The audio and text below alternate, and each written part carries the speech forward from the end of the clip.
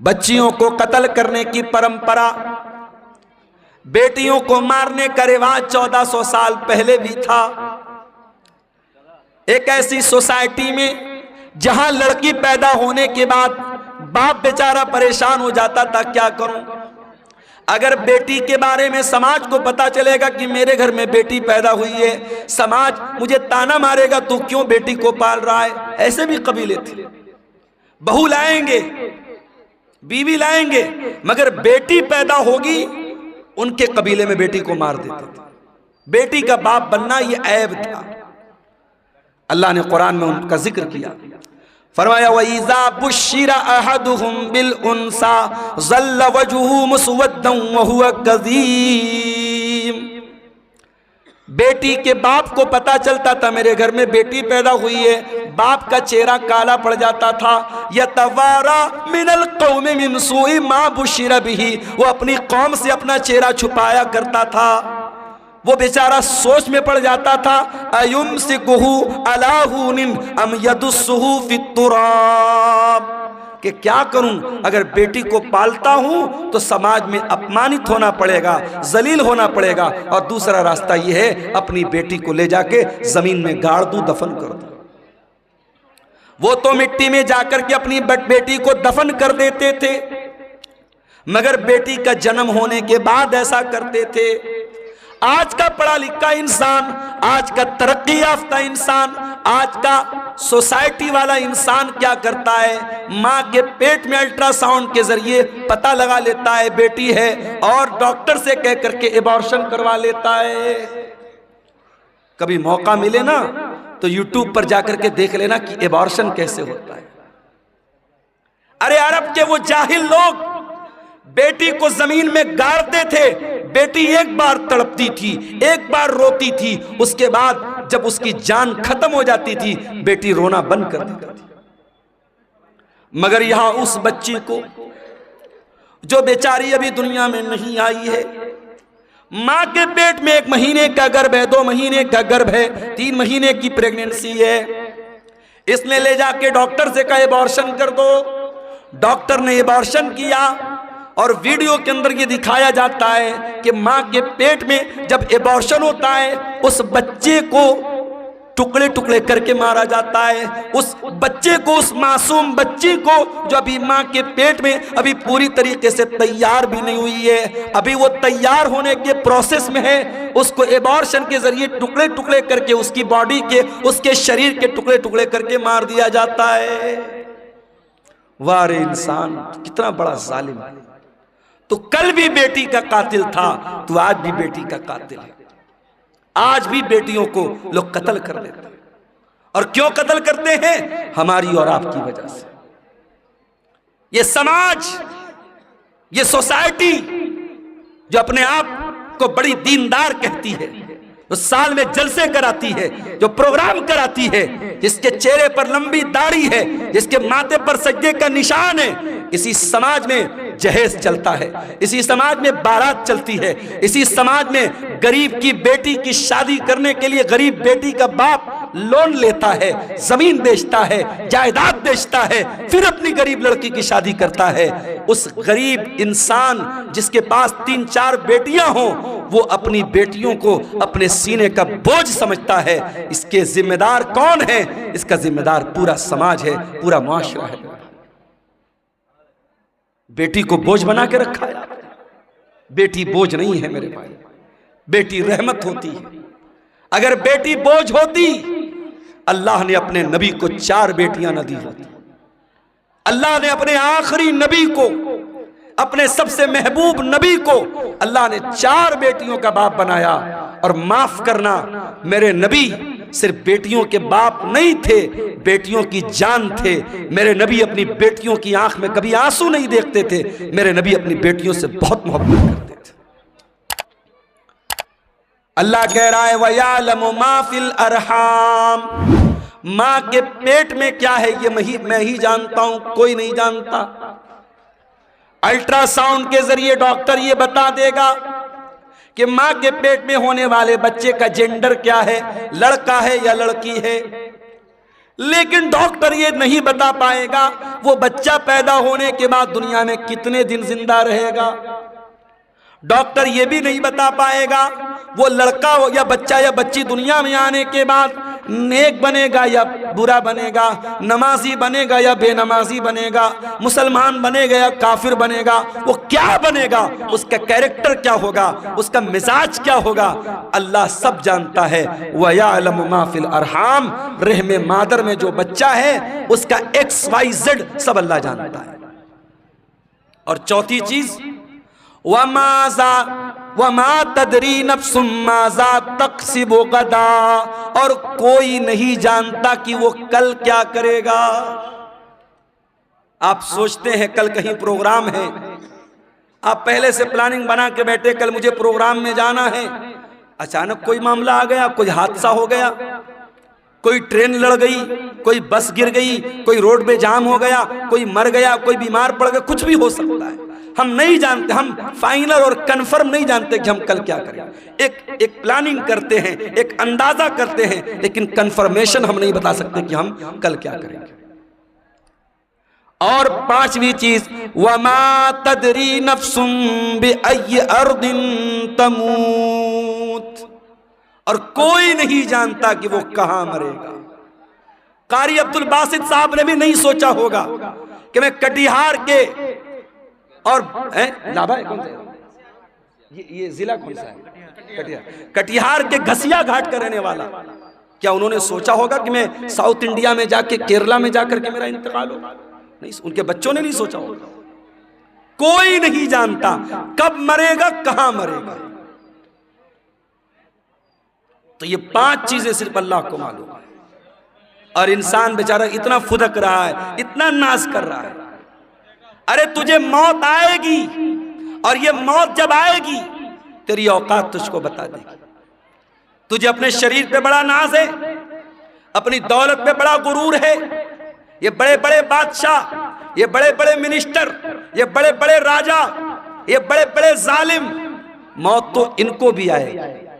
और इसी देश में हमने देखा, इसी मुल्क में हमने देखा, देश को दंगों की आग में झोंकने वाले, देश में हजारों लोगों के कातिल, हजारों लोगों को मारने वाले, हजारों लोगों के खून की होली खेलने वाले, मौत उनको भी आई है मेरे भाई। और ऐसी मौत आई है, दुनिया ने तमाशा देखा है, बहुत बुरी मौत आई है मेरे अजीजों।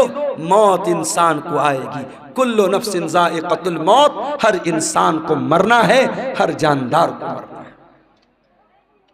अभी मैं एक न्यूज देख रहा था, अमेरिका में एक लेबोरेटरी बनाई जा रही है, एक प्रयोगशाला, और वहां इंसान की बॉडी को रखा जा रहा है। और एक बॉडी को रखने पर कई करोड़ रुपए खर्च आ रहे हैं। और इंसान बॉडी को रख करके क्या प्लानिंग कर रहा है, दोबारा इस मुर्दा को हम जिंदा कैसे करें, इस पर वहां रिसर्च हो रही है। बहुत सारे लोग पैसा खर्च करके अपनी बॉडी को उसमें प्रिजर्व करवा रहे हैं, और इस पर रिसर्च चल रही कि कैसे मुर्दा इंसान को जिंदा किया जाए। क्या ये पॉसिबल है? कुरान कहता है ये पॉसिबल नहीं है। कुरान करीम उठाओ, सूरे वाक़िया के अंदर अल्लाह फरमाता है फलौला इदा बलगतिल हुल्क़ूम व अंतुम हीनइज़िन तंज़ुरून। मेरे बंदो, जब तुम्हारी मौत का टाइम आएगा, जब तुम्हारी जान हलक तक पहुंच जाएगी और तुम देखोगे मरने वाले के जो करीबी रिश्तेदार हैं वो पास में बैठे हुए हैं और उनके सामने इंसान को मौत आएगी। कभी आपने किसी को मरते हुए देखा है? इत्तेफाक से मेरे नाना का जब इंतकाल हुआ तो मैं वहां पे था। जैसे ही इंसान का इंतकाल होता है, इंसान की आंखें ऊपर उड़ जाती है, क्योंकि रूह जो होती है ना, जब फरिश्ता लेके जाता है तो इंसान की आंखें फटी की फटी रह जाती है, और अगर मुंह खुला है तो मुंह खुला का खुला रह जाता है। मरने वाले को तुम देख रहे हो कि वो मर रहा है। वनहनु अक़रबु इलैहि मिनकुम वलाकिन ला तुबसिरून। माँ का इंतकाल हो रहा है, बच्चे बगल में बैठे हैं, बाप का इंतकाल हो रहा है, बेटे बगल में बैठे हैं। बेटों को ये लग रहा है कि बाप से सबसे ज्यादा करीब हम हैं, बेटी को ये लग रहा है माँ से सबसे ज्यादा करीब हम हैं। अल्लाह कहता है वनहनु अक़रबु इलैहि मिनकुम वलाकिन ला तुबसिरून, मरने वाले से सबसे ज्यादा करीब हम हैं। फलौला इन कुंतुम गैर मदीनीन तरजिऊनहा इन कुंतुम सादिकीन। ऐ मेरे बंदो, अगर तुमको ये लगता है कि कोई अल्लाह नहीं है, कोई रब नहीं है, कोई मौत देने वाला नहीं है और तुम किसी के अंडर में नहीं हो, तुम किसी के पावर में नहीं हो, तो जरा मरने वाले को दोबारा जिंदा करके दिखा दो, जरा रूह को वापस डाल के दिखा दो। नहीं कर सकते, मुर्दा जिंदा नहीं हो सकता मेरे भाई। जो मर गया वो मर गया, अब मरने के बाद दोबारा उसके अंदर जान नहीं डाल सकते। ये है मौत। और कभी गौर करना, मौत हमारी बेबसी बताती है। जब हमारा इंतकाल होता है ना, दुनिया में मैं आपके सामने आया हूं कुर्ता पायजामा सदरी पहन के आया हूं, मरेंगे तो क्या पहनेंगे? कफन पहनेंगे। दुनिया में नहाने जाएंगे, कोई लक्स से नहा रहा है, कोई लाइफ बॉय से नहा रहा है, कोई सिंथॉल से नहा रहा है, कोई अलग अलग ब्रांड के साबुन इस्तेमाल कर रहे हैं। जाड़े का मौसम है, हम गर्म पानी करके नहा रहे हैं। घरों में जो पैसे वाले लोग हैं गीजर लगवाते हैं, गर्मी का मौसम है ठंडे पानी से नहाते हैं। मर गया बेचारा, कुछ नहीं बोलता। गर्म से नहलाओ, ठंडे से नहलाओ, साबुन के साथ नहलाओ, बिना साबुन के नहलाओ, कुछ नहीं बोल सकता। दुनिया में नहाता था, अपना अलग एटीट्यूड था, आधा आधा घंटे तक नहाता रहता था।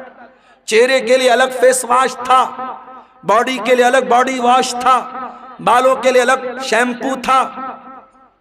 लेकिन आज मरने के बाद आज इतना बेबस है इंसान, दूसरे उसको नहला रहे हैं, उसके रिश्तेदार उसको नहला रहे हैं। वो बेचारा ये कहने की ताकत भी नहीं रखता कि मैं तो लक से नहाया करता था, तुम मुझे बैर की पत्तियों से क्यों नहला रहे हो? मैं तो फला साबुन से नहाया करता था, मेरा फेवरेट साबुन कहाँ है, मेरा शैम्पू कहाँ है, मेरा बॉडी वॉश कहाँ है, मेरा फेस वॉश कहाँ है? वो बेचारा ये कहने की ताकत भी नहीं रखता कि मैं तो दुनिया में पानी हमेशा गर्म करके नहाया करता था, तुम मुझे ठंडे पानी से क्यों नहला रहे हो? दुनिया में नहाता था, बाथरूम में पैक होकर के नहाता था, आज उसके नहलाने वाले, उसके घर वाले उसको नहला रहे हैं, उसके बदन का कपड़ा भी नहीं उतर रहा है, कैंची से उसका कुर्ता काटा जा रहा है, कैंची से उसकी बनियान को काटा जा रहा है, उसका तहबन उतारा जा रहा है, उसका अंडरवियर उतारा जा रहा है। आज उसकी शर्मगाह को दूसरे लोग खोल करके नहला रहे हैं। अल्लाह अकबर, कितनी बेबसी है मेरे भाई। नहला दिया गया, अब कफन का नंबर आया। इस्लाम की तालीम देखो, अमीर आदमी को भी वही कफन देना है, गरीब को भी वही कफन देना है, वही सूती कपड़ा है, वही सफेद चादर है। दुनिया में बहुत रंगीन रंगीन पहन करके चला करता था, ब्रांडेड कपड़े पहना करता था, महंगे कपड़े पहना करता था। आज मरने के बाद उसी सूती चादर में, उसी सूती चादर में तुझको कफनाया जा रहा है, उसी सूती कफन में तुझको कफनाया जा रहा है। कफना दिया गया, अब उसके बाद कब्रिस्तान लेके जाना है। अगर कब्रिस्तान करीब में है, जनाजे की चारपाई पे लाश को रखा गया, चारपाई को 4 लोगों ने कंधे पर उठाया, लेके कब्रिस्तान पहुंचे। इतना बेबस है इंसान, मरने के बाद हिल नहीं सकता। उसकी बॉडी को 4 लोग मिल करके जनाजे पर उठा करके लेके कब्रिस्तान जा रहे। कब्रिस्तान लेके जाया गया, वहां पहले से कब्र को खोद करके रेडी किया गया है। जनाजे को कब्र में उतारा गया, मिट्टी डाली गई, कब्र तैयार हो गई। घर वालों ने खड़े होकर के मगफरत की दुआ कर दी, आसानी की दुआ कर दी। फिर उसके बाद मिट्टी हाथ से अपने मिट्टी झाड़ करके घर वाले वापस चले गए। ऐ इंसान, तो कितना गाफिल है, तू क्या क्या हरकतें करता है। इस कब्र में न तेरा बाप तेरे साथ आया, न तेरे बच्चे तेरे साथ आए, न तेरी बीवी तेरे साथ आई, न तेरा माल तेरे साथ आया, न जमीन तेरे साथ आई, न जायदाद तेरे साथ आई। कुल्लु नफ्सिन ज़ाइक़तुल मौत, हर नफ्स को मौत का मजा चखना है। अल्लाह अपने नबी से कुरान में कहता है, वमा जालना लिबशरिन मिन क़ब्लिकल खुल्द अफ़ इन मित्त फ़हुमुल खालिदून। ऐ नबी, आपसे पहले जितने इंसान आए उनको भी मौत आई और आपको भी मौत आने वाली है, आपको भी मरना है। इन्नका मय्यितुन व इन्नहुम मय्यितून, ऐ नबी आप भी मरने वाले हैं और ये सब मरने वाले, सबको मौत आने वाली है। हमारे नबी को मौत आई कि नहीं आई? आइए जरा सा नबी की वफात का नक्शा आपके सामने खींचते हैं। नबी का इंतकाल कब हुआ? रबीउल अव्वल के महीने। उम्र कितनी थी? 63 बरस। महीना कौन सा? रबीउल अव्वल। तारीख कौन सी? 12 तारीख। दिन कौन सा? सोमवार का दिन। थोड़ा और पीछे चलो, रबीउल अव्वल के पहले जब रमजान का महीना आया, प्यारे नबी की आदत थी रमजान में हर साल हजरत जिब्रील अलैहिस्सलाम आपके पास आते थे और आपको कुरान का दौर कराते थे, कुरान पढ़ाते थे और आप उनको कुरान सुनाते थे। आखिरी बार जब आपकी जिंदगी का आखिरी रमजान था, अल्लाह के प्यारे नबी ने जिब्रील को 2 मरतबा कुरान सुनाया। अल्लाह के नबी ने हजरत जिब्रील को 2 मरतबा कुरान सुनाया। ये इस बात की अलामत थी कि अब आखिरी रमजान है, अब इसके बाद कोई रमजान आने वाला नहीं है। कुछ दिनों के बाद जब हज का मौसम आया, अल्लाह के प्यारे नबी ने अपने सहाबा से कहा, मैं हज के सफर पे जा रहा हूं, जिसको मेरे साथ हज करना है वो चल सकता है। सहाबा इकराम अपने नबी के साथ हज के सफर पे निकले। 1 लाख से ज्यादा सहाबा हज के इस सफर में अपने नबी के साथ हैं और उस हज के दौरान अल्लाह के प्यारे नबी बार बार अपने सहाबा से कह रहे हैं, खुजू अन्नी मनासिककुम, खुजू अन्नी मनासिककुम। ओ लोगों, मुझसे हज का तरीका सीख लो, मुझसे हज के अरकान सीख लो। हो सकता है कि आइंदा साल तुम अपने नबी को ना पाओ, हो सकता है आइंदा साल मेरा इंतकाल हो जाए, हो सकता है आइंदा साल मैं जिंदा ना रहूं। आपने हज किया है और हज के 2.5 महीने के बाद आपका इंतकाल हुआ है। जिलहिज्जा, मुहर्रम, सफर, रबीउल अव्वल। जिलहिज्जा में आपने हज किया है, रबीउल अव्वल में आपका इंतकाल हुआ है। इंतकाल से पहले आपने हजरत मुआज इब्न जबल रज़ी अल्लाह तआला अन्हु को यमन भेजा था। इस्लाम का दाई बनाकर, इस्लाम का मुबल्लिग बनाकर आपने यमन भेजा था। आज हमारा नौजवान दिवाली का त्योहार आता है, बड़े शौक से मिठाई खाता है। मैं इस मसले को नहीं छेड़ रहा हूं कि दिवाली की मिठाई खाना जायज है या ना जायज है, उस मसले को छोड़ दो। लेकिन आज हालात क्या है? आज बिहार के बहुत सारे मुसलमान दिवाली का त्योहार मना रहे हैं, उनके घरों पर भी दिए जल रहे हैं, मुसलमानों के घरों से भी पटाखों की आवाज आ रही है। वज़ा में तुम हो नसारा तो तमत्तुन में हुनूद, ये मुसलमान है जिन्हें देख के शर्माए यहूद। तेरा गैर मुस्लिम भाई शिर्क कर रहा है, अल्लाह को छोड़कर अपने देवी देवता की इबादत कर रहा है। तेरा फर्ज क्या था? तेरा कर्तव्य क्या था? तेरी ड्यूटी क्या थी कि तू तौहीद समझाता, तू शिर्क से मना करता, तू बताता ये महापाप है, ये गुनाह है, अल्लाह ही हमारा पालनहार है, अल्लाह ही हमारा माबूद है। अपने गैर मुस्लिम भाई को तू इस्लाम की दावत देता, इस्लाम की तबलीग करता, मगर तू तो शौक से बैठ के मिठाई खा रहा है। तू तो उसके त्योहार में, उसके शिरकिया काम में सेलिब्रेट कर रहा है। शिर्क को कभी सेलिब्रेट नहीं किया जाएगा मेरे भाई, शिर्क को हमेशा निग्लेक्ट किया जाएगा, शिर्क को हमेशा रिजेक्ट किया जाएगा, शिर्क की हमेशा तरदीद की जाएगी, शिर्क को कभी सेलिब्रेट नहीं किया जाएगा। यह मसला याद रखना। अल्लाह के नबी ने मुआज इब्न जबल को यमन इस्लाम का दाई बना के भेजा। हजरत मुआज इब्न जबल ऊंटनी के ऊपर सवार हैं और ऊंटनी की नकेल अल्लाह के रसूल के हाथों में है। अल्लाह के नबी हजरत मुआज इब्न जबल को नसीहत कर रहे हैं, समझा रहे हैं, बुझा रहे हैं, उनको बातें बता रहे हैं। बातें बताते हुए आपने कहा, ऐ मुआज, हो सकता है कि आइंदा साल जब तुम मदीना में आओ तो तुम्हारा गुजर तुम्हारे नबी की कब्र के पास। ऐ मुआज, हो सकता है कि आइंदा साल जब तुम आओ तो अपने रसूल को न पाओ और रसूल की जगह तुम्हें रसूल की कब्र नजर आए और रसूल की कब्र के पास से तुम्हारा गुजर। हदीस के अल्फाज हैं, इतना सुनना था कि मुआज इब्न जबल रोने लगे, आंखों से आंसू जारी हो गए। ऐ अल्लाह के नबी, क्या वो दिन भी देखना पड़ेगा? आपकी जुदाई को सहना पड़ेगा। आप भी हमको दागे मुफारकत दे के चले जाएंगे, आप भी हमें छोड़ के चले जाएंगे। ये मंजर याद करके हजरत मुआज इब्न जबल रोने लगे। जब वो रोने लगे तो अल्लाह के प्यारे नबी ने मदीना की तरफ इशारा किया, मदीना की तरफ इशारा किया और आपने फरमाया, ऐ मुआज इब्न जबल, इन्ना औलन नास बी अल मुत्तकून मन कानू वहैसु कानू।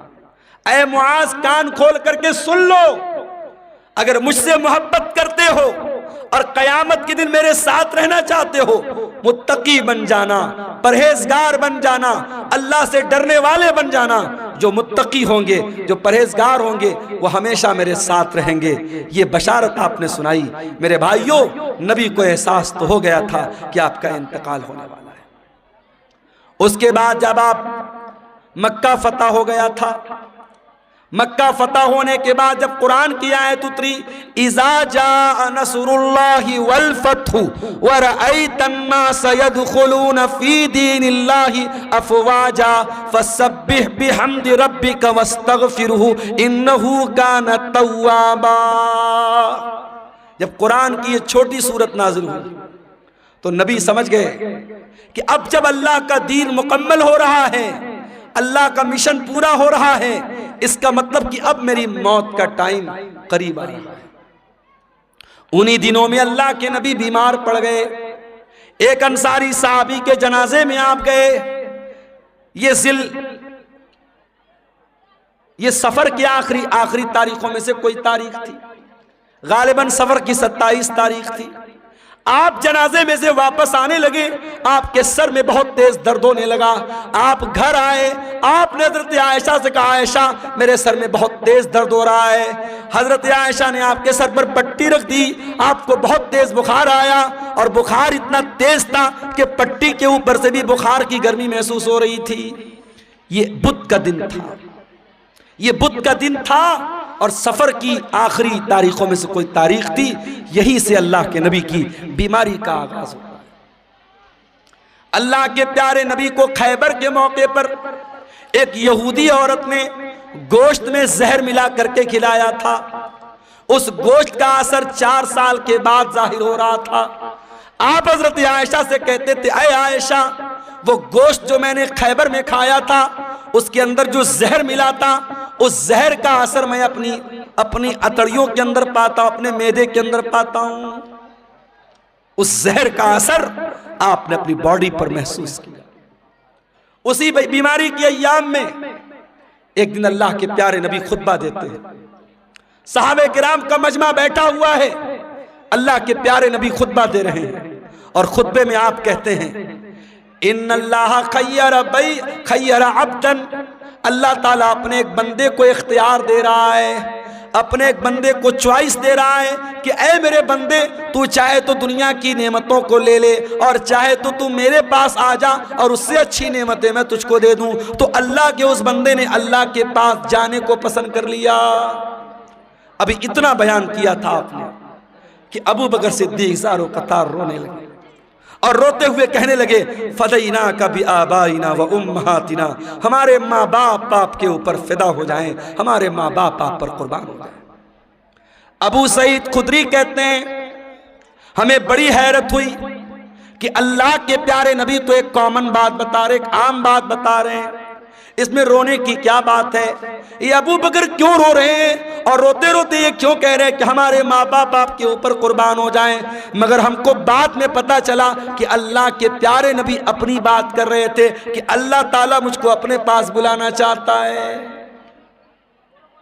उसी खुतबे में आपने कहा, ऐ लोगों कान खोल करके सुन लो, मेरे ऊपर सबसे ज्यादा अगर किसी का एहसान है, उसके माल का, उसके टाइम का सबसे ज्यादा अगर किसी ने एहसान किया है, अबू बकर सिद्दीक ने किया है। ओ लोगों, अगर मैं दुनिया में किसी को खलील बनाता, अबू बकर को खलील बनाता, मगर मैं अल्लाह का खलील हूं, अल्लाह ने मुझे अपना खलील बनाया है। ऐ लोगों, मस्जिद में जितने लोगों के दरवाजे खिड़कियां हैं सब बंद कर दिए जाएं, सिवाय अबू बकर के घर के दरवाजे के। अबू बकर का जो दरवाजा मस्जिद में खुलता है उसको बंद न किया जाए, वो दरवाजा ओपन रहेगा, वो दरवाजा खुला रहेगा। ये नबी के आखिरी दिनों की बात है मेरे भाई। सोमवार के दिन आपका इंतकाल हुआ, बुध का दिन आया। बुध के दिन आपने सहाबा से कहा कि 7 अलग अलग कुएं का पानी लाया जाए। 7 अलग अलग कुएं का पानी लाया गया। अल्लाह के प्यारे नबी ने गुस्ल फरमाया। गुस्ल करने के बाद आपने अपने सर के ऊपर पट्टी बांधी और आप मस्जिद में आए और मिंबर पर चढ़े और आपने खुतबा दिया। और उसी खुतबे में आपने फरमाया कि ओ लोगों, मेरे अंसारी साहबा, मेरे अंसार साहबा के साथ तुम कभी गलत सलूक मत करना। इन्नहुम करशी व ऐबती, ये मेरे बड़े खास लोग हैं, इन्होंने बड़ी कुर्बानियाँ दी हैं। अगर कभी तुम अमीर बन जाना, मुसलमानों के जिम्मेदार बन जाना, तो अंसार साहबे किराम के साथ अच्छा सलूक करना।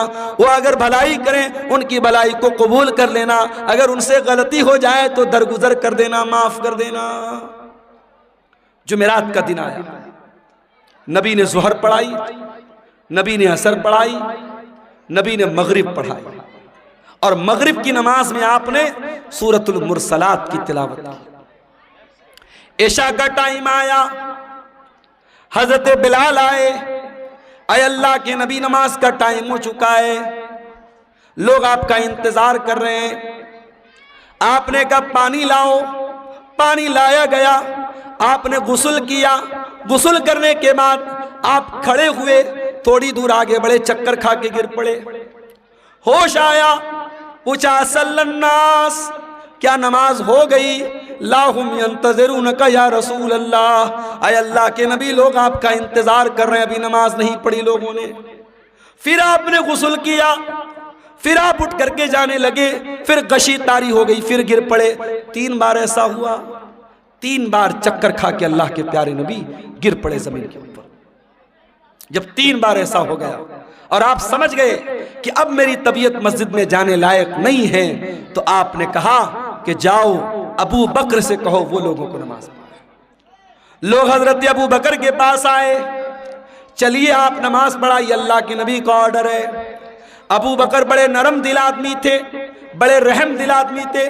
उन्होंने हजरत उमर से कहा कि ऐ उमर, आप जा करके नमाज पढ़ा दीजिए। हजरत उमर ने कहा नहीं, अल्लाह के नबी ने आपको परमिशन दी, आप चल करके नमाज पढ़ाइए। 17 टाइम की नमाजें नबी की जिंदगी में, नबी की आखिरी अय्याम में अबू बकर सिद्दीक ने पढ़ाई। जुमेरात के दिन की इशा की नमाज, जुमा की 5 टाइम की नमाज, शनिचर को 5 टाइम की नमाज, इतवार को 5 टाइम की नमाज और सोमवार की फजर की नमाज। ये टोटल 17 नमाजें हजरत अबू बकर सिद्दीक ने अल्लाह के प्यारे नबी की जिंदगी में आखिरी दिनों में पढ़ाई थी।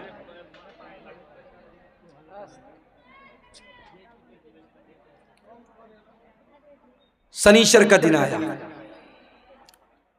नबी की वफात के 2 दिन पहले शनिचर का दिन। नबी बहुत बेचैन है, इतने बेचैन है, कभी चादर ओढ़ लेते हैं, कभी चादर फेंक देते हैं। बेचैनी आपके ऊपर तारी है। उस बेचैनी के आलम में नबी ने फरमाया, लानतुल्लाहि अलल यहूदी वन नसारा, अल्लाह की लानत हो यहूदियों के ऊपर और ईसाइयों के ऊपर, अल्लाह की लानत हो यहूद और नसारा के ऊपर। इत्तखज़ू क़ुबूर अंबियाइहिम मसाजिद, उन्होंने अपने नबियों की कब्रों को मस्जिद बना लिया, अपने नबियों की कब्रों पर जाकर के सजदा करने लगे। ओ लोगों, तुम मेरी कब्र पर ऐसा कुछ मत करना। नबी अपने आखिरी टाइम में कब्र परस्ती से मना कर रहे हैं। जिस नबी ने अपनी वफात से 2 दिन पहले अपनी उम्मत को शिर्क से रोका है और कब्र परस्ती से रोका है। आज सीमांचल को छोड़ दीजिए, सीमांचल अल्हम्दुलिल्लाह इस बुराई से बहुत हद तक पाक है। आप बिहार के और इलाकों में चले जाइए, आप झारखंड के इलाकों में चले जाइए, आप बारसोई चले जाइए, आप कलकत्ता चले जाइए, आप बिहार के सहरसाम में चले जाइए। ऐसे ऐसे इलाके हैं मेरे भाई जहां हर मोहल्ले में कोई मजार है, कोई कब्र है, जहां सजदे हो रहे हैं, जहां मुरादें मांगी जा रही हैं, जहां बिगड़ी बनने का दावा किया जा रहा है। नबी ने अपनी उम्मत को बुत परस्ती से मना किया था। आज नबी के मानने वाले, नबी के उम्मती जगह जगह कब्रों की पूजा कर रहे हैं और कब्र की इबादत कर रहे हैं। उसी शनीचर के दिन अल्लाह के प्यारे नबी ने अपने सहाबा से कहा कि कोई कलम ले आओ, कागज ले आओ, मैं कोई तहरीर लिख के दे देता हूं ताकि तुम मेरे बाद गुमराह मत हो जाना। अब जब नबी ने यह बात कही कि कलम ले आओ, कागज ले आओ, मैं कुछ लिख देता हूं, तो अब सहाबे किराम में आपस में इख्तिलाफ हो गया। कुछ सहाबा ने कहा कि नबी की हालत बहुत कमजोर है, आपकी सिचुएशन बहुत कमजोर है, बीमार हैं आपको अभी ये तकलीफ देने की जरूरत नहीं है, हमारे पास कुरान है, अल्लाह के नबी की हदीस है, वो काफी है, हमें किसी और तहरीर की जरूरत नहीं है। कुछ लोगों ने कहा जब अल्लाह के नबी खुद कह रहे हैं कि कलम ले आओ, कागज ले आओ, मैं लिख देता हूं तो ले आओ। इस बात पर आपस में झगड़ा होने लगा, बहस होने लगी, और जब बहस होने लगी अल्लाह के नबी ने कहा चले जाओ यहां से। नबी ने सबको वहां से हटा दिया। इसका मतलब यह हुआ कि अगर वो बात इतनी इंपॉर्टेंट होती, इतनी अहम होती कि उसके बगैर मुसलमानों का काम न चलता, तो नबी सहाबा से ये ना कहते कि चले जाओ, नबी कहते ले आओ, मैं हर हाल में लिख के दे देता हूं। नबी ने नहीं लिखवाया, इसका मतलब कि वो बात पहले से आप बता चुके थे, वो बात कोई इतनी इंपॉर्टेंट बात नहीं थी। इतवार का दिन आया, नबी की वफात से एक दिन पहले का दिन। नबी ने अपने सारे गुलामों को आजाद कर दिया। नबी के घर में जितने हथियार थे, तलवार थी, ढाल थी, ज़रा थी, सब आपने मुसलमानों के लिए वक्फ कर दिया। इतना ही नहीं, आपके घर में 7 दीनार थे, आपने उनको भी सदका खैरात कर दिया। इतवार के का दिन गुजारने के बाद जब रात आई है और चिराग जलाने के लिए तेल की जरूरत पड़ी है, तो अम्मा आयशा कहती है मेरे पास तेल नहीं था, मुझे पड़ोसी से मांगना पड़ा, तब जाकर मोहम्मद रसूलुल्लाह के घर में चिराग जला है, रोशनी हुई है। अल्लाह अकबर।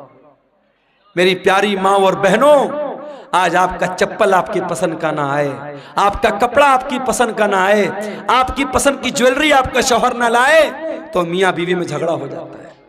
बीवी कह देती है अरे जाइए, आपके साथ तो शादी करके मैं फंस गई, शादी करके फंस गई आपके साथ, आप तो कभी मेरी पसंद का सामान नहीं लाते हैं। आज शौहर अपना दिल और कलेजा निकाल के रख दे, तब भी बीवी खुश नहीं होने वाली।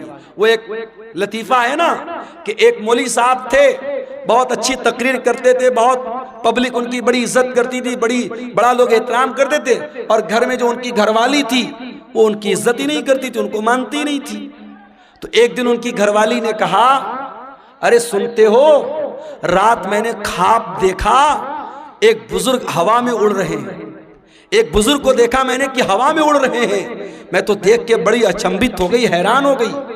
तो मौली साहब ने कहा कि अरे पागल, वो बुजुर्ग मैं था जिसको तुमने हवा में उड़ते हुए देखा था। कहा अच्छा आप थे, इसीलिए थोड़ा टेढ़ा टेढ़ा उड़ रहे थे, सीधा नहीं उड़ रहे थे। तो बीवी कभी शौहर की तारीफ करने को तैयार नहीं होती है, ये मिजाज होता है मेरे भाइयों बीवियों का। लेकिन आप देखिए नबी की बीवियों ने कैसी जिंदगी गुजारी। नबी ने अपनी बीवियों को कोई लग्जरी लाइफ नहीं दी, कोई शानदार घर नहीं है, कोई शानदार कपड़ा नहीं है, कोई शानदार फर्नीचर नहीं है। नबी की हयात का आखिरी दिन है और नबी के घर में जो चिराग जल रहा है, चिराग की बत्ती का तेल भी उधार मांग के लाया गया है। सोमवार का दिन आता है, नबी अकरम की जिंदगी का आखिरी दिन है। अल्लाह के प्यारे नबी फजर की नमाज का टाइम होता है, बिस्तर से उठते हैं, अपने कमरे के दरवाजे पर आते हैं, पर्दा हटाते हैं, सामने सहाबे किराम नमाज पढ़ रहे हैं, अबू बकर सिद्दीक नमाज पढ़ा रहे हैं और सहाबे किराम नमाज पढ़ रहे हैं। ये मंजर देख करके अल्लाह के नबी बहुत खुश होते हैं और आपके चेहरे पर मुस्कुराहट आ जाती है। आप जब मुस्कुराने लगते हैं तो सहाबे किराम नमाज की हालत में अपने नबी की मुस्कुराहट को महसूस कर लेते हैं। सहाबे किराम समझ जाते हैं कि अल्लाह के नबी अपने कमरे के दरवाजे पर आए हैं। सहाबे किराम ताली बजाने लगते हैं, लुकमा देने लगते हैं हजरत अबू बकर सिद्दीक को कि जल्दी से पीछे चले आओ, अल्लाह के नबी आ चुके हैं। लेकिन जब अल्लाह के नबी ने महसूस किया कि सहाबे किराम चाहते कि मैं इमामत कराऊं, तो आपने इशारा किया कि नमाज पूरी करो, और उसके बाद आपने पर्दा गिरा दिया। ये आखिरी नजर थी, सहाबा कहते हैं आखिरी दीदार था जो हमने अपने नबी का किया था। फजर का टाइम खत्म हुआ, चाश्त का टाइम शुरू हुआ, सूरज आसमान की तरफ बुलंद होने लगा। जैसे जैसे सूरज बुलंद हो रहा है, चाश्त का टाइम हो रहा है, मोहम्मद रसूलुल्लाह की तकलीफ बढ़ रही है। मेरे भाई, आपने अपनी बेटी हजरत फातिमा को बुलवाया। हजरत फातिमा ने आकर के अपने बाप को तकलीफ में देखा, फरमाया वाह करबा अबता, हाय मेरे अब्बा जान की तकलीफ। आपने फरमाया लईसा अला अबी की करबुन बादल यौम, ऐ मेरी बेटी फातिमा, आज के बाद तेरे बाप के ऊपर कोई तकलीफ आने वाली नहीं है, आज तेरे बाप की जिंदगी का आखिरी दिन है। एहसास हो गया था कि आज आखिरी दिन है। फिर आपने हजरत फातिमा के कान में कहा, ऐ फातिमा, मैं बहुत जल्द दुनिया से जाने वाला हूं, मैं छोड़ करके तुमको दुनिया से जाने वाला हूं, तेरा बाप तुझसे जुदा होने वाला है। ये सुन करके हजरत फातिमा की आंखों से आंसू आ गए। फिर आपने उनके कान में फरमाया, ऐ फातिमा, मेरे अहले बैत में, मेरे घर वालों में सबसे पहले तुम मुझसे मिलोगी, तुम्हारा इंतकाल सबसे पहले होगा, और ऐ फातिमा, तुम तमाम जन्नती औरतों की सरदार बनोगी। जब हजरत फातिमा ने यह सुना, उनके चेहरे पर मुस्कुराहट आ गई। आपने हसन और हुसैन को बुलाया, उनकी पेशानी को चूमा और लोगों से कहा कि मेरे ये नवासे हैं, इनका ख्याल करना, इनके हुकूक का ख्याल करना, इनके साथ कोई जुल्म न होने पाए। फिर आपने अपनी बीवियों को बुलवाया, तमाम बीवियां इकट्ठा हो गईं। आपने उनको वाज़ो नसीहत की, उनको समझाया, उनको अच्छी अच्छी बातें बताई। उसके बाद आपने ये भी फरमाया, दो चीजों की आपने वसीयत की।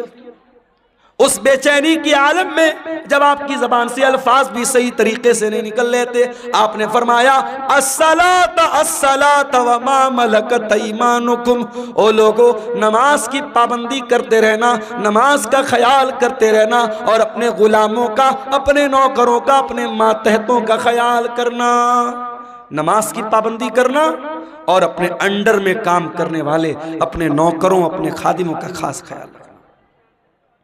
हजरत अब्दुर्रहमान इब्न अबू बकर मिसवाक लेकर के आए, नबी की नजर मिसवाक पर पड़ गई। आपने हजरत आयशा को इशारा किया कि मैं भी मिसवाक करना चाहता हूं। हजरत आयशा ने अपने भाई से मिसवाक ली और मिसवाक को अपने दांतों से नरम किया और वो मिसवाक अल्लाह के नबी को दे दी। अल्लाह के प्यारे नबी ने अपनी वफात से कुछ देर पहले मिसवाक किया। उलमा कहते हैं अगर किसी को अंदाजा हो जाए कि मेरा इंतकाल होने वाला है, मेरी मौत होने वाली है, आखिरी टाइम में मिसवाक करना भी अल्लाह के नबी की सुन्नत है। उसके बाद आपने वहीं पर एक प्याले में पानी रखा हुआ था। आपको अपने ऊपर मौत की सख्तियां महसूस हुई। क्या बात है, क्यों उठ रहे हैं आप? बारिश हो रही है? चंदा के लिए मेरे भाइयों, इलाका इतना पिछड़ा हुआ है। मुझे याद है जब कारी साहब ने मुझको बुलाया था और मैं जहां ठहरा हुआ था, रात भर मच्छरों ने मेरा जीना हराम कर दिया था, कीड़ों ने, मच्छरों ने। मुझे घसिया घाट का इलाका कभी भूलता नहीं है। और मैंने कहा था कि इतना पिछड़ा इलाका बहुत कम देखने को मिलता। अब तो माशाअल्लाह रास्ते वास्ते भी बन गए, कुछ तरक्की हुई है। इस इलाके में ये कारी अब्दुल बासित साहब ने ये इदारा खोला है और आप जानते हैं ये जलसा इदारे के चंदे के लिए जलसा हो रहा है। ये बार बार बताने की ज़रूरत नहीं है। मैं बंगाली उलमा की तरह चंदा करने वाला मुकर्रिर नहीं हूँ, लेकिन मैं आपसे गुजारिश करता हूँ, ये जलसे वालों की मेहनत पर पानी मत फेरिए। बारिश हो रही है, हल्की फुल्की बारिश हो रही है, अगर हो भी रही थोड़ा बहुत भीग भी गए तो मसला नहीं है, लेकिन आप इस इदारे के ऊपर पैसों की बारिश ज़रूर करके जाइएगा। और जो भी चंदा 100, 200, 1000, लाख, 2 लाख जो भी आप दे के जा सकते हैं, इदारे का ताउन करके जाइएगा। खुसूसी तौर पर ये मेरी आपसे गुजारिश है, इदारा आपके ताउन का मोहताज है। इलाका आप देख रहे हैं, इदारे की ज़रूरत आप देख रहे हैं। मैं रसूल की वफ़ात का वाक़या बयान कर रहा हूँ, थोड़ी देर और आपके सब्र का इम्तिहान लेता हूँ, फिर मैं आपसे इजाज़त दे लूँगा। अल्लाह के नबी का आखिरी टाइम है मेरे भाई, और मौत की शिद्दत आप महसूस कर रहे हैं। आपने मौत की उस शिद्दत में अपने चेहरे पर पानी डाला और आपने कहा, अल्लाहुम्मा इन्नी अला सकरातिल मौत, आय अल्लाह मेरी मदद कर, मौत की सख्तियों पर मेरी मदद कर। हजरत आयशा कहती हैं कि नबी के ऊपर जब मैंने मौत की सख्ती को देख लिया, उस वक्त तक मैं मौत की सख्ती को बुरा समझती थी, मगर जब अपने नबी के ऊपर मैंने मौत की सख्ती को देखा तो मैं समझ गई कि मौत की सख्ती बरहक है और मौत की सख्ती किसी के ऊपर भी आ सकती है। फिर आपने आसमान की तरफ हाथ उठाया, आपने फरमाया, मार रफीक़िल आला, आय अल्लाह मुझे सबसे बेहतरीन लोगों की सोबत अता फरमा, मअल्लज़ीना अनअमता अलैहिम मिनन नबिय्यीन वस्सिद्दीक़ीन वश्शुहदाई वस्सालिहीन। आय अल्लाह अपने नबियों के साथ मुझे उठाना, अपने सिद्दीक़ीन के साथ मुझे उठाना, अपने नेक बंदों के साथ उठाना। इतना कहने के क्या कीड़े मकोड़े भी जो है ना, अपने नबियों के साथ है अल्लाह ताला मुझको उठाना। और यही पढ़ते हुए अल्लाह के नबी ने अपने हाथ उठाए और आपके हाथ जमीन पर गिर गए और आपकी रूह आपके बदन से निकल गई और अल्लाह के आखिरी नबी भी अल्लाह को प्यारे हो गए। इन्ना लिल्लाहि व इन्ना इलैहि राजिऊन। ये मंजर था अल्लाह के नबी की वफात का। और जब आपकी वफात हो गई, सहाबे किराम पर जो बीती थी मेरे भाइयों, वो बयान के बाहर थी। हजरत फातिमा ने कहा, या अबता मन जन्नतुल फिरदौसी मावा, या अबता इला जिब्रील नना। ऐ मेरे अब्बा जान, हम आपकी मौत की खबर जिब्रील अमीन को दे रहे हैं। ऐ अब्बा जान, आपका ठिकाना जन्नतुल फिरदौस है। या बता अजाब रब्बंदा, ऐ अब्बा जान आपने अपने रब की दावत को कबूल कर लिया, अपने रब के पास चले गए। ये नबी की वफात का मंजर था मेरे भाई। नबी के इंतकाल के बाद आपकी जनाजे की नमाज भी हुई, मगर किसी एक इमाम की इक्तदा में नहीं हुई। लोग आते गए, पढ़ते चले गए। पहले मर्दों ने पढ़ी, फिर औरतों ने पढ़ी, फिर बच्चों ने पढ़ी। एक एक करके, 2-2 करके, 3-3 करके लोग आते थे, पढ़ते थे, चले जाते थे। किसी इमाम के पीछे आपकी जनाजे की नमाज नहीं हुई। और जब नबी को दफनाया गया तो हजरत फातिमा ने कहा था हजरत अनस से, अताबत अनफुसुकुम अन तहसु अला रसूलिल्लाहि सल्लल्लाहु अलैहि वसल्लम तुराब। ऐ अनस, तुम्हारे दिल ने गवारा कैसे किया कि तुमने नबी के ऊपर मिट्टी डाली थी। नबी के ऊपर मिट्टी डालना और नबी को मिट्टी में उतारना, कब्र में उतारना, कैसे तुमने गवारा कर लिया। मगर मेरे भाइयों, ये अल्लाह का कानून था, ये अल्लाह का दस्तूर था, ये अल्लाह का हुक्म था और सहाबे किराम ने इस पर अमल किया और प्यारे नबी को भी कब्र में उतारा गया और आपको भी कब्र में दफनाया गया। तो मौत तो सबको आनी है मेरे भाई। कुल्लु नफ्सिन ज़ाइक़तुल मौत, सूरह आले इमरान की आयत नंबर 185 में पहली बात अल्लाह ने यही बयान की। उसके बाद फरमाया, व इन्नमा तुवफ़्फ़ौना उजूरकुम यौमल क़ियामह। और ऐ मेरे बंदो, मरने के बाद जब तुम अल्लाह के पास जाओगे तो क़यामत के दिन तुम्हारे अमल का पूरा पूरा बदला तुम्हें दिया जाएगा। दुनिया में जो अच्छा अमल किया, जो बुरा अमल किया, जो नेकी किया, जो गुनाह किया, सबका बदला अल्लाह ताला क़यामत के दिन तुमको देगा। दुनिया में नेकी का फल मिल भी सकता है, नहीं भी मिल सकता है। गुनाह की सजा मिल भी सकती है, नहीं भी मिल सकती है। मगर नेकी और गुनाह की असल जो उसकी जजा है, जो सजा है, वो आखिरत में मिलेगी। दुनिया दारुल अमल है, आखिरत दारुल जजा है। यहां अमल करोगे, यहां बदला मिल भी सकता है, नहीं भी मिल सकता है, लेकिन वहां बदला मिलेगा। वइन्नमा तुवफ़्फ़ौना उजूरकुम यौमल क़ियामा, तुम्हारे अमल का पूरा पूरा बदला तुमको क़यामत के दिन दिया जाएगा। ये दूसरी बात अल्लाह ने बयान की। और तीसरी बात, फमन ज़ुज़िया अनिन्नारि व उदखिलल जन्नह, जिसको क़यामत के दिन अल्लाह ताला जहन्नम की आग से बचा लेगा और जन्नत में दाखिल कर लेगा, वही कामयाब होने वाला है। दुनिया में कितनी दौलत थी, कितना पैसा था, कितना नाम कमाया था, कितना स्मार्ट था, कितना हैंडसम था, उसकी बीवी कैसी होती, उसके बच्चे कैसे थे, ये हमारी नज़र में कामयाबी हो सकती है, मगर अल्लाह की नज़र में कामयाबी क्या है? फरमाया फमन ज़ुज़िया अनिन्नार, क़यामत के दिन जिसके बारे में अल्लाह की अदालत में यह फैसला हो जाए कि इसको जहन्नम में नहीं डालना है, इसको जन्नत में डालना है, वही कामयाब होने वाला है। मेरे भाई, दुनिया में कोई IAS का एग्जाम पास कर ले, कोई IPS का एग्जाम पास कर ले, कोई पुलिस की भर्ती का एग्जाम पास कर ले, कोई टीचिंग के एग्जाम में पास हो जाए, अखबार में नाम आता है, घर वाले मिठाई बांटते हैं, मेरे बेटे ने नीट पास कर लिया, मेरा बेटा IAS के एग्जाम में पास हो गया, मेरी बेटी ने मेडिकल का एग्जाम पास कर लिया। जरा सोचो कितनी खुशी का लम्हा होगा जब क़यामत के दिन अल्लाह की अदालत में यह फैसला होगा, मेरा ये बंदा पास हो गया, ये मेरा बंदा पास हो गया, इसको जन्नत में लेके जाओ। और उस इंसान के लिए कितना अफसोस का मकाम होगा जिसके बारे में यह फैसला होगा कि उसके बारे में अल्लाह कहेगा इसको जहन्नम में लेके जाओ। मेरे अजीजों, कामयाबी ये है, इस कामयाबी को हासिल करना है, इसके लिए हमें मेहनत करना है।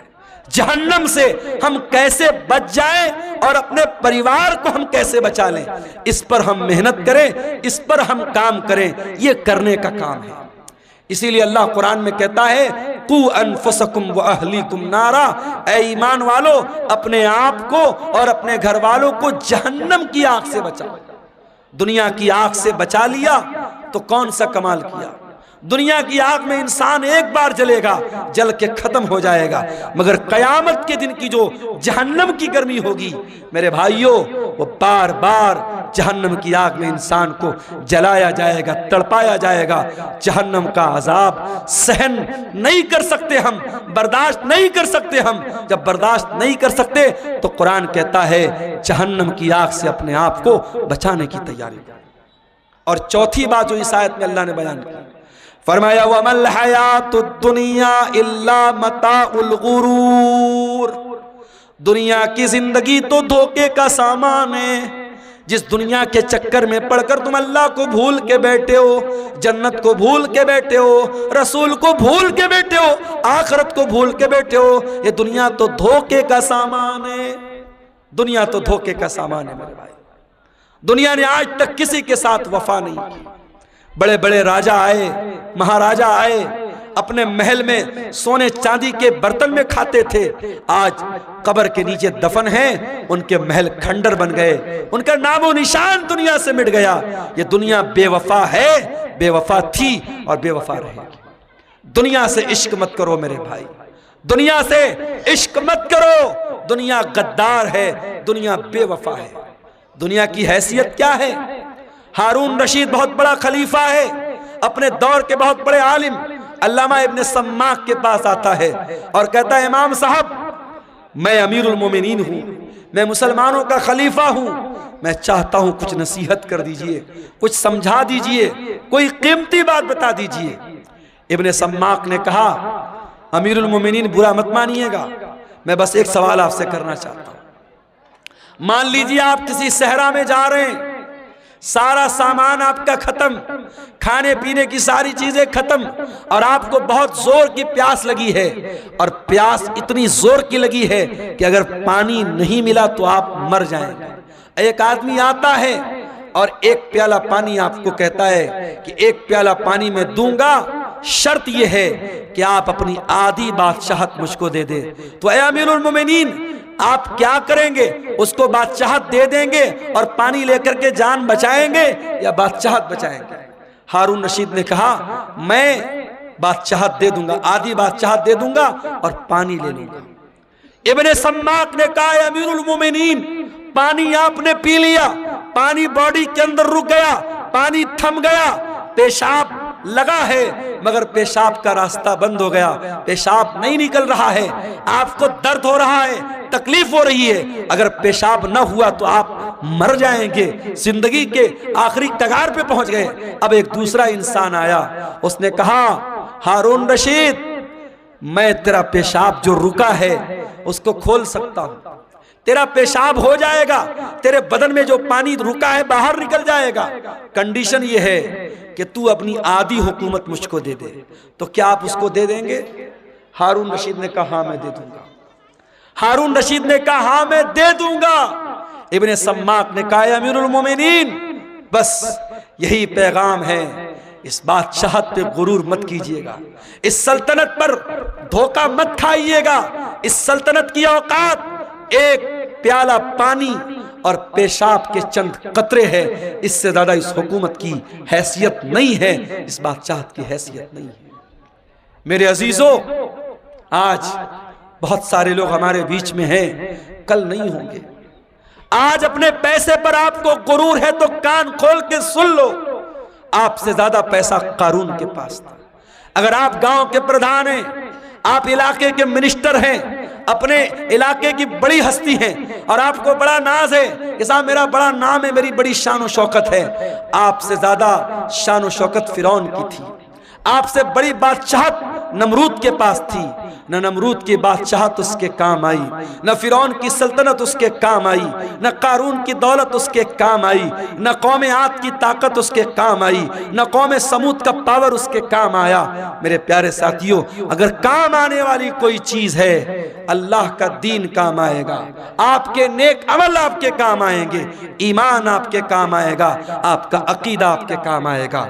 मेरे अजीजों, सूरह आले इमरान की आयत में 4 सबक हमें मिले। पहला सबक, मरना है, कुल्लु नफ्सिन ज़ाइक़तुल मौत, हर नफ्स को मौत का मजा चखना है। ये मदरसे वाले चंदे के लिए आपसे अपील कर रहे हैं, और आप इतने भी गरीब नहीं हैं 150 आप न दे सके, मगर आज नहीं दे रहे हैं, और जब मर जाएंगे तो बेटा क्या करेगा? जिंदगी में कभी बाप की तरफ से सदका नहीं किया, कभी बाप ने खुद सदका नहीं किया, मर गया तो बेटा क्या कर रहा है? बाप की तरफ से मदरसा बनवा रहा है, बाप की तरफ से ट्यूबवेल लगवा रहा है, माँ की तरफ से मस्जिद में कुरान दे रहा है। अरे जिंदगी में माँ बाप की कदर करो और जिंदगी में सदका खैरात किया करो। अल्लाह के नबी से पूछा गया, सबसे अफजल सदका कौन सा है, सबसे बेहतरीन सदका कौन सा है? आपने फरमाया, अंत सद्दका व अंत सहीहुन शहीहुन तक्शल फक्रा व तअमलुल गिना। सबसे बेहतरीन सदका ये है, तंदुरुस्ती की हालत है, माल की मोहब्बत है, पैसा बहुत है, माल की मोहब्बत है, तंदुरुस्ती है, और डर है कि पैसा खत्म ना हो जाए और पैसा आने की उम्मीद है। ऐसी सिचुएशन में जो सदका किया जाए वो सबसे बेहतरीन सदका है। मेरे अजीजों, सदका खैरात करने के लिए, नेकी के काम में हिस्सा लेने के लिए मौत का इंतजार मत करो। मौत आएगी और पल भर में आपका फैसला कर देगी, मौत आपका काम तमाम कर देगी। इसलिए मेरे अजीजों, कुरान क्या कह रहा है? या अय्युहल्लज़ीना आमनू ला तुल्हिकुम अमवालुकुम वला औलादुकुम अन ज़िक्रिल्लाह। ऐ ईमान वालो, तुम्हारा माल और तुम्हारी औलाद तुमको अल्लाह के जिक्र से गाफिल न कर दे। माल के चक्कर में कहीं अल्लाह को भूल न जाना, औलाद के चक्कर में कहीं अल्लाह को भूल न जाना। वमन यफ़अल ज़ालिका फ़उलाइका हुमुल ख़ासिरून। और जो ऐसा करेगा बहुत नुकसान उठाएगा। वअन्फ़िक़ू मिम्मा रज़क़नाकुम मिन क़ब्लि अन यातिया अहदकुमुल मौत। और ऐ ईमान वालो, हमने जो रोजी दी है उसमें से खर्च करो इसके पहले कि मौत आ जाए। फ़यक़ूल रब्बि लौला अख़्ख़रतनी इला अजलिन क़रीबिन फ़अस्सद्दक़ व अकुन मिनस्सालिहीन। कहीं ऐसा न हो कि मौत के आने के बाद तुम कहो कि अय अल्लाह 1 घंटे का टाइम और दे दे, 1 मिनट का टाइम और दे दे, मैं तेरी राह में सदका करना चाहता हूँ, मैं नेक बनना चाहता हूँ। वलन युअख्खिरल्लाहु नफ्सन इज़ा जाअ अजलुहा, लेकिन अल्लाह का कानून ये है, मौत आ गई तो 1 सेकंड पहले नहीं मर सकते, 1 सेकंड बाद में नहीं मर सकते। मुझे बहुत अच्छी तरीके से याद है 10 अक्टूबर 2020 की वो शाम, 10 अक्टूबर 2020 की वो रात जब मेरी माँ का इंतकाल हुआ था और मैं बनारस के अपने घर के बहुत करीब के हॉस्पिटल में माँ को लेके जा रहा था। हार्ट अटैक आया था, शुगर की पेशेंट थी वो, और बाइक पर बिठाकर पीछे मेरा छोटा भाई बैठा था। और हॉस्पिटल के कैंपस के अंदर जैसे ही हम दाखिल हुए थे, माँ का जिस्म बेजान होके बाइक से नीचे गिरा था। और जब हम लोगों ने सारे भाई वहां पहुंच चुके थे, और जब माँ को उठा करके हम लोग आईसीयू में लेके जा रहे थे, तो नेचुरल बात होती है, मरने के बाद इंसान की बॉडी का वजन बढ़ जाता है। वजन से अंदाजा लग गया कि अब रूह निकल चुकी है, अब मौत आ चुकी है। हमारे पास करने को बातें बहुत थी। हम लोग कह सकते थे 5 मिनट पहले लाए होते, डॉक्टर ने देखा होता, ये हुआ होता, वो हुआ होता। ये सब बहाने अपनी जगह, कुरान की ये आयत अपनी जगह। वलन युअख्खिरल्लाहु नफ्सन इज़ा जाअ अजलुहा, मौत तो अपने वक्त पर आती है मेरे भाई। इसलिए अपने नौजवान साथियों से भी कहना चाहता हूँ, सीमांचल के जलसों में मैं कहीं कहीं बड़ी बेहयाई भी देखता हूँ, सड़कों पर लड़के लड़कियों का जमघट भी देखता हूं, बड़ा ऐसा माहौल में देखता हूं, पूरे इंडिया में वो माहौल कहीं नजर नहीं आता। मेरे भाइयों, ये जलसे, ये प्रोग्राम ठीक है, इदारे वालों के अपने मसाइल हैं, मदरसों की अपनी मजबूरी है, जलसा कराने बगैर उनको चंदा नहीं मिलेगा। जलसा आप कराइए, शौक से कराइए और तकरीर आप कराइए, मगर मैं घसिया घाट के मदरसे के जिम्मेदारों से भी कहना चाहूंगा, और वीडियो बन रहा है, सीमांचल के तमाम मदरसों के जिम्मेदारों से कहना चाहूंगा कि अब बहुत देर हो चुकी है, अब अपने जलसों को थोड़ा सा कंट्रोल कर लो, औरतों का इंतजाम रखो, लेकिन सख्ती से मना कर दो। कोई मेला ठेला नहीं लगेगा, कोई औरतों के सामान की दुकान नहीं लगेगी, कोई सड़क और चौराहे पर मर्दों और औरतों का जमघट नहीं लगेगा। और अगर नहीं कर सकते तो फिर जलसे बंद कर दो मेरे भाई, जलसे बंद कर दो। ये मेले के नाम पर अगर मर्दों औरतों का जमघट होता है तो उतना बड़ा गुनाह नहीं है, उतना बड़ा गुनाह नहीं है जितना बड़ा गुनाह बड़े बड़े बैनर लगा के, बड़े बड़े फाटक लगा के, बड़े बड़े उलमा की तकरीर करा के, और सड़कों पर मर्दों औरतों का जब हम जमघट देखते हैं, जवान जवान लड़कियां जा रही हैं और जवान लड़के उनको देखकर आवाजें कस रहे हैं, इशारेबाजी कर रहे हैं, नैन मटक्का हो रहा है, ये मंजर देखकर वल्लाह दिल को तकलीफ होती है। और मैं ये सोचता हूँ 2009 से मैं सीमांचल में आ रहा हूँ, 15 साल हो गए, हर साल आ रहा हूँ, तकरीरें कर रहा हूँ, लेकिन हालात जस के तस है, बल्कि और बुरे हो रहे हैं। हालात कब सुधरेंगे मेरे भाई? हम कब जागेंगे, कब होश में आएंगे, कब हम चेतेंगे, कब अपने अमल को हम सुधारेंगे? मेरे अजीजों, आज की तकरीर में यही पैगाम दे रहा हूं कि इसके पहले कि मौत आ जाए और ये गुनाह करते हुए अल्लाह के यहाँ हम चले जाएं, अपने अमल की इस्लाह कर लो मेरे भाई, अपनी बुराइयों से तौबा कर लो। और याद रखो, तौबा करने के लिए कल का इंतजार मत करो, जाओ अपने कमरे का दरवाजा बंद करो।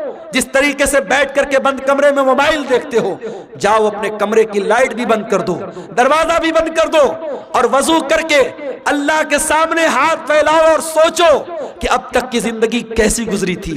अपने गुनाहों को याद करो, अपने खताओं को याद करो, और अगर अल्लाह की बारगाह में रोते हुए 2-4 कतरे आंसुओं के गिर गए, वल्लाह कह रहा हूं, इन आंसुओं की बड़ी कीमत है अल्लाह के यहाँ, इन आंसुओं की बड़ी कीमत है अल्लाह के यहाँ। अल्लाह के प्यारे नबी फरमाते हैं, अल्लाह को 2 चीजें बहुत ज्यादा पसंद हैं, मिन कतरतैन, 2 कतरे अल्लाह को बहुत पसंद हैं। कतरतु दुमूइन मिन खशियतिल्लाह, एक अल्लाह के खौफ से बहने वाला आंसू का कतरा, वह खत कतरा तो दमिन तोहरा फी सबीलिल्लाह, और एक खून का कतरा जो अल्लाह की राह में बहता है। मेरे अजीजों, तौबा कर लो, जवानी में तौबा कर लो, अपनी ताकत के दौर में तौबा कर लो। कल बुढ़ापे में तौबा करने का कोई मतलब नहीं होगा। दर जवानी तौबा करदन शेवे पैगंबरी, वक्त पीरी गुर्गे जालिम मी शवत परहेजगार। जवानी में तौबा करो, ये नबियों का तरीका है। बुढ़ापे में तो भेड़िया भी शरीफ बन जाता है। जब मुंह में दांत नहीं, पेट में आंत नहीं, शरीफ बन गए तो कौन सा कमाल किया। ये रात का टाइम है मेरे भाई, ये बड़ा सुहाना वक्त है, बड़ी बरकत वाला वक्त है। इस वक्त हम अल्लाह ताला से अगर तौबा करेंगे, अल्लाह से रुजू करेंगे, मुझे यकीन है अल्लाह जरूर हमारी तौबा को कबूल करेगा। और जब सच्ची तौबा कर लो तो अब तक जो गुनाह का काम करते थे उस गुनाह से बाज आ जाओ, उस गुनाह को छोड़ दो। अगर मोबाइल का गलत इस्तेमाल करते थे, यहीं से तौबा कर लो, नहीं करेंगे। अगर ज़िनाकारी और बदकारी में मुलव्विस थे, अगर इग़लामबाजी में मुलव्विस थे, अगर हराम का कोई कारोबार करते थे, अगर आज मैं भी आ रहा था, रास्ते में हमारी कार के ड्राइवर ने कहा, रास्ते में कई जगह गैर मुस्लिमों का की बस्ती गुजरी, ड्राइवर ने कहा मौलाना साहब एक बात बोलूँ आपको। मैंने कहा बताओ। कहने लगा कि बिहार में और ख़ास तौर से हमारे इस इलाके में आज के दिन हमारे बहुत सारे गैर मुस्लिम बहुत जुआ खेलते हैं, और उनका ये मानना है, गैर मुस्लिम भाइयों का ये मानना है कि दिवाली की रात जो जुआ खेलेगा और जीत जाएगा वो साल भर हमेशा जीतेगा, वो कभी हारेगा नहीं। ये मान्यता है उनकी। और एक दिन पहले भी धनतेरस का त्योहार था, आपने देखा होगा मार्केट में बड़ी भीड़ लगी थी, बड़ी भीड़ लगी थी। धनतेरस वाले दिन हमारे गैर मुस्लिम भाइयों का ये मानना है कि कुछ ना कुछ सामान उनको खरीदना है, चाहे झाड़ू ही खरीदेंगे मगर खरीदेंगे। और आज अभी हम लोग चाय पीने के लिए रास्ते में रुके तो एक साहब ने बताया कि दुकानदार फोन पे नहीं ले रहा, वो कैश चाहिए उसको। उसने कहा हम फोन पे से पेमेंट नहीं लेंगे, आज के दिन हम कैश लेते हैं, हम फोन पे नहीं लेते हैं। तो ये हमारे गैर मुस्लिम भाइयों के यहाँ आस्था के नाम पे बहुत सारी चीजें अंधविश्वास हैं जो धीरे धीरे हमारे यहाँ भी आ रहा है। मेरे भाइयों, अंधविश्वास से बचो। और जुआ खेलना हमेशा हराम है इस्लाम में। गैर मुस्लिम भाइयों के एक त्यौहार पे खेल रहे हैं, मगर हमारे मजहब में किसी त्यौहार पे खेलना या किसी त्यौहार पे शराब पीना जायज नहीं है। शराब साल के 360 दिन हराम है, जुआ साल के 360 दिन हराम है। तो सूरह आले इमरान की इस आयत की रोशनी में चंद बातें मैंने रखी हैं, और मैं अपने आप को बड़ा खुशनसीब समझता हूँ कि कारी अब्दुल बासित साहब, बड़ी मीठी आवाज़ थी उनकी, बड़ी मोहब्बत से बोलते थे। आज उनके बच्चों ने अल्हम्दुलिल्लाह अपने बाप की वरासत को संभाला है, मदरसे को चला रहे हैं। हमारी जिम्मेदारी बनती है, इलाके का पुराना इदारा है और एक बुजुर्ग ने उसको जिंदगी भर सींचा है, आज वो हमारे बीच में नहीं है, उनके बच्चे चला रहे हैं। हम इस इदारे को हम इसका ताउन करें। अल्लाह ताला हम सबको इसकी तौफीक अता फरमाए। हमारे यूट्यूबर भाई जो यहाँ आए हुए हैं, हर जगह ये भीड़ के छत्ता की तरह माइक को घेरे